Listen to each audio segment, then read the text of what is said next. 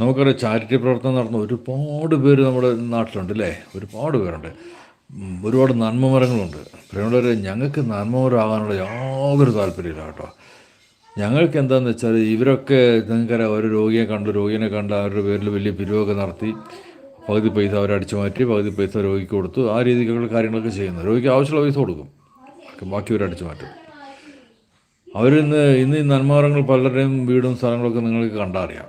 അവരുടെ പോകുന്ന വാഹനങ്ങൾ, ഒന്നും ജീവിക്കാൻ പോലും ഗതിയില്ലാണ്ടിരുന്ന ആൾക്കാരാണ്. ഓക്കെ, അവരുടെയൊക്കെ ഇന്നത്തെ പോക്ക്. പക്ഷെ ഞങ്ങൾക്ക് എന്താ അറിയുമോ, ഞങ്ങൾ നിങ്ങളുടെ 5 പൈസ പിരിക്കാൻ ആഗ്രഹിക്കുന്നില്ല.